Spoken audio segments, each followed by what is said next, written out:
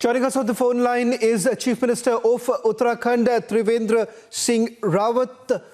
Sir, thank you very much for speaking to Republic TV. सबसे पहले आपसे जानना चाहेंगे कि इस वक्त हालात कैसे हैं और रेस्क्यू ऑपरेशंस के बारे में आप क्या कहना चाहेंगे? ऐसा है कि रेस्क्यू ऑपरेशन वहां पर 12 लोग तो जो एक सुरंग में थे उनको निकाल लिया गया है और दूसरी सुरंग में 35 लोगों की फंसे होने की संभावना है। तो उनको रेस्क्यू आज नहीं किया जा सकता क्योंकि उसमें बहुत ज्यादा सिल्ट उसके अंदर घुस गया है और मशीन वहां जा नहीं पा रही है कोई। तो मैनुअल वहां पर हमारी जो रेस्क्यू टीम है वो काम कर रही है और अभी तक 8 बॉडी जो है वो रिकवर हुई हैं। 4 बॉडी तो वहीं पर मिल गई और 4 बॉडी वहां से लगभग 50 किलोमीटर आगे रिकवर हुई हैं। बाकी वहां पर रावत साहब, आपसे ये भी जानना चाहेंगे क्योंकि जी रावत साहब आपसे ये भी जानना चाहेंगे क्योंकि कई लोग ये बात करके ऋषिगंगा पावर प्रोजेक्ट की अगर बात करें तो उसमें काफी मजदूर काम कर रहे थे। अब उस वक्त अब क्या हालात है? क्या आपके पास कोई आंकड़े हैं, कोई डिटेल्स है कि कोई वहां से बचा? जी जी, इसमें 2 प्रोजेक्ट इस पर हैं। ऋषिगंगा प्रोजेक्ट ये कमीशन हो गया था अभी 2020 में, तो इसमें तो लोग कम थे, 35 के करीब लोग थे इसमें, जिनमें से 2 हमारे पुलिस के जवान और 5-6 लोग तो सुरक्षित हैं। 2 पुलिस के जवान ड्यूटी पर थे वहां पर और 2 और 29-30 लोग जो वहां पर ऋषिगंगा के जो वहां पर कर्मचारी थे, जो उन्होंने बताया कि लगभग 29 या 30 लोग उनके मिसिंग हैं।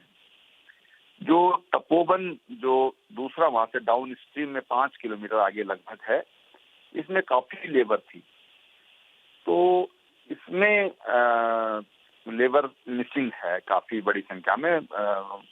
लगता है कि 100 से ज्यादा भी हो सकती है क्योंकि अभी वहां पर कोई भी ऐसे डॉक्यूमेंटेशन वहां पर ऐसा कुछ हमको मिला नहीं है कि उनका ठीक से अनुमान लगा सके। जो वहां पर उनके लोग जो वहां पर अधिकारी हैं उन्होंने भी काफी लोग वहां से 35-40 लोगों को तो उसी समय जब गांवों के लोग वापस में चिल्लाए बचो बचाओ बचाओ तो 35-40 लोग वापस लौट गए थे।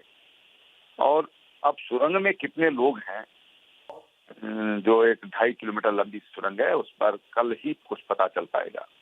लेकिन वहां पर आर्मी है, वहां ITBP है, हमारी स्टेट की SDRF है, तमाम एक्सपर्ट वहां पर पहुंच गए हैं और माननीय प्रधानमंत्री जी के द्वारा वहां पर आर्मी के 3 हेलीकॉप्टर, 1 वायुसेना का हेलीकॉप्टर वहां पर उतार दिया गया है रेस्क्यू के लिए और एयर इंडिया के भी, एयरफोर्स के भी कल सुबह कुछ और हेलीकॉप्टर आ रहे हैं।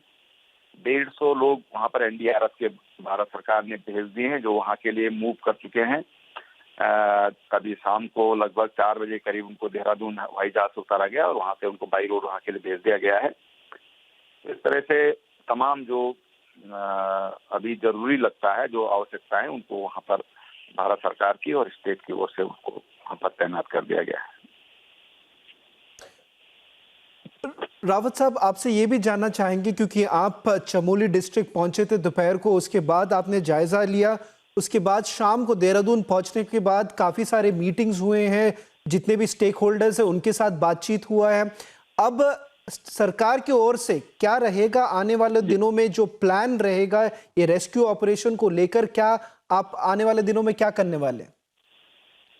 देखिए, हम आपको बताएं कि हमारे पास जो SDRF है वो देश में सर्वोत्तम है और हमारे पास पूरी टीम उसकी है और किसी तरह का भी ऐसी आपदा होती है तो हम उसके लिए सदैव तत्पर रहते हैं।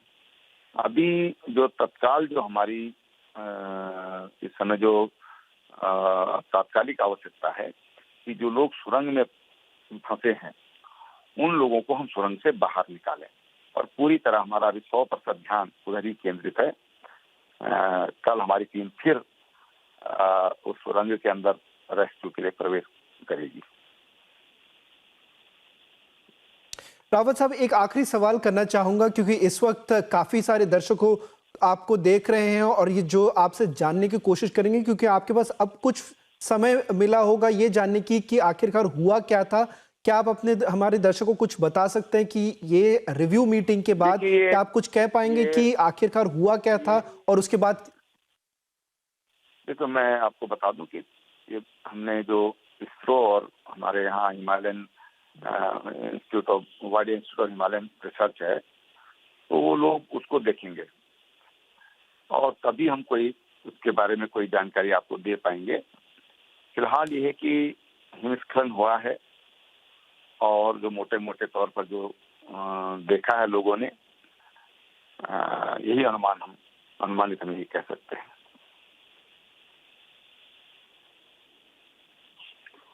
रावत साहब, रिपब्लिक मीडिया नेटवर्क से बात करने के लिए बहुत बहुत धन्यवाद। That was the chief minister of Uttarakhand speaking to Republic media network, putting into perspective what really essentially transpired. And as far as the rescue and relief operations are concerned, that would still continue. However, perhaps it would be stopped at this point in time, given the fact that there would not be enough light for the rescue and relief operations to be carried out, especially in the tunnel area where we're given to understand that few people would still be trapped.